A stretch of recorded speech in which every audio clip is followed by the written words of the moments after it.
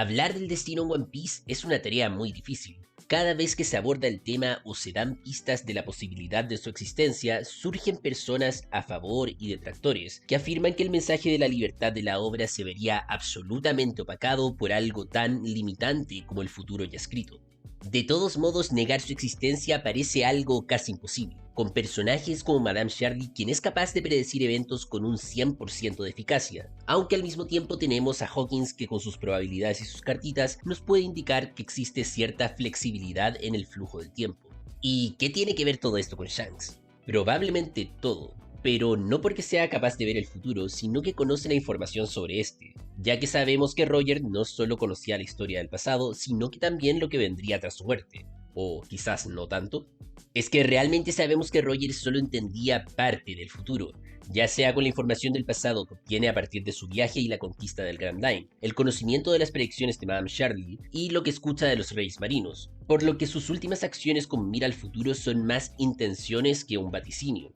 Roger une los hilos de lo que sabe que ocurrió en el pasado, con eventos futuros que sabe que van a coincidir en el momento preciso y hace una apuesta al llegar a una conclusión desde su punto de vista, y sin certezas absolutas, tal y como dice Rayleigh en el archipiélago de Shabond.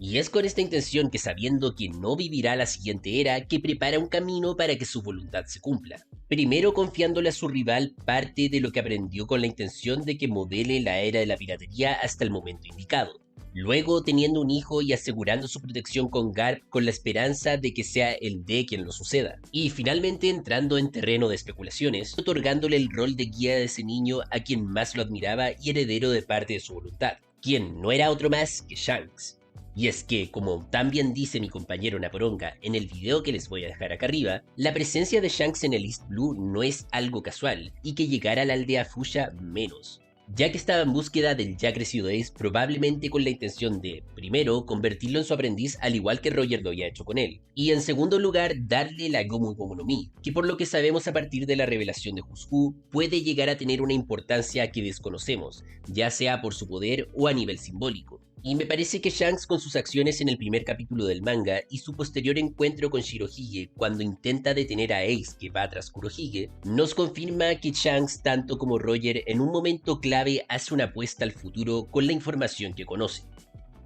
Roger apostaba a que su hijo Ace pudiera cumplir ese rol en el momento clave de la historia, y Shanks al no poder encontrarlo conoce a Luffy quien por casualidad come la Gomu Gomu no Mi, y que por su actitud y acciones que le recordaban a su capitán, por esa voluntad tan fuerte de querer superarlo, y probablemente por cumplir con la condición no menor de ser un D, terminaron por convencer a Shanks y así este se desvía de la voluntad de su mentor, y decide realizar su propia apuesta, en sus propios términos, tal y como todos la conocemos, abandonando así el East Blue y apoyando el rol que estaba cumpliendo Shirohige, ya más viejo y debilitado, como uno de los Yonkos manteniendo el status quo del mar y el mundo a la espera del momento indicado para la llegada de Luffy. Y con esto me quiero detener para dar un par de opiniones con lo que siempre se concluye acerca del personaje. Muchas veces se dice que Shanks es un manipulador y especialmente con Luffy. Y pese a que no puedo descartar del todo esta aseveración al verlo ahí hablando con el Gorosei, me parece que al menos con lo de Luffy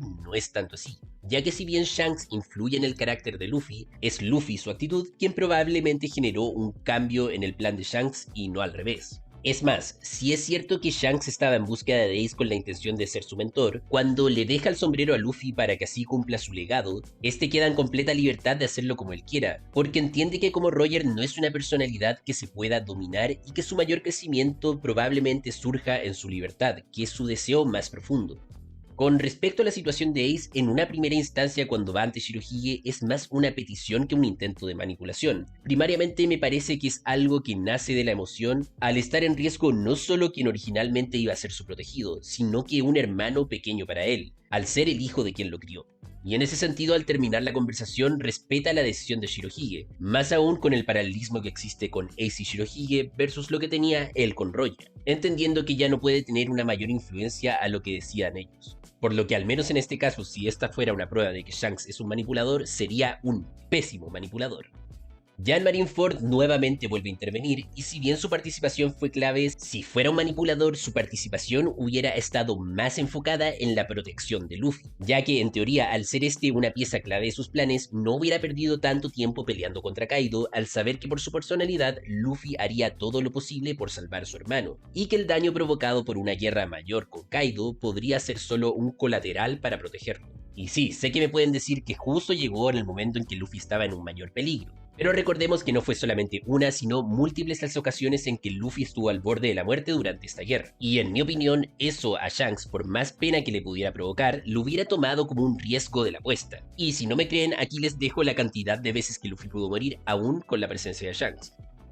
Ante la persecución y ataques de Akainu, primero lo salva Ace, luego lo salva Jinbe, y con la llegada de Shanks aún se encuentra en peligro, y la intención principal de Shanks nunca es defender a Luffy, por lo que el peligro a su vida sigue siendo algo permanente durante ese arco hasta el final, sino que delega esta responsabilidad en otros personajes y le da la responsabilidad de curar a Luffy a Law, un novato. Y en el submarino son atacados nuevamente por Kizaru y Aokiji, salvándose casi de milagro. Y por si ese milagro no fuera poco, además todavía quedaba pendiente el hecho de que las heridas de Luffy eran heridas de gravedad. Por lo que podemos entender que durante la guerra de Marineford, el hecho de que Shanks haya salvado en cierta medida a Luffy con su llegada fue un efecto más bien secundario de su participación y de sus intenciones, probablemente reforzando el punto de que no tiene ninguna influencia sobre las decisiones de Luffy y que su responsabilidad y lo que sí puede manejar es mantener ese status quo del mundo que va a permitir encaminar el futuro que preveía Roger, y que probablemente desde lo que puede controlar es más importante que la seguridad de Luffy, quien es su apuesta.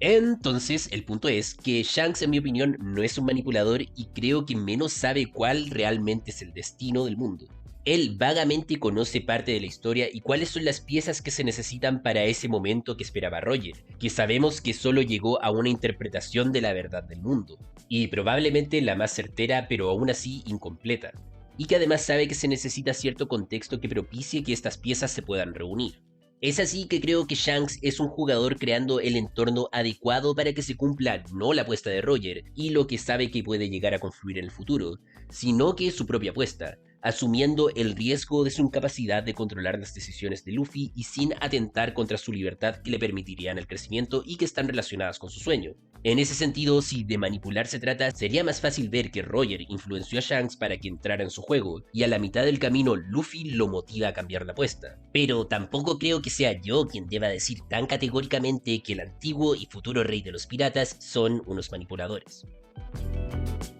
Para finalizar, quiero recordarles que el speedpaint que están viendo es un premio de la Superliga de los Supernotbas para el ganador del ciclo de los capítulos 1022 a 1026, el gran sensei del canal La Katana del Sensei, que me pidió que hiciera un dibujo de él tomando cerveza con Shanks, lo que me motivó a hacer este video. Y si les gustó el video y el dibujo, no se olviden de suscribirse al canal para más contenido como este y de participar de la Superliga de los Supernotbas, donde cada ciclo se sortea una ilustración como esta. Como siempre, yo soy Nash Ketchup y nos vemos en el siguiente video. ¡Chao!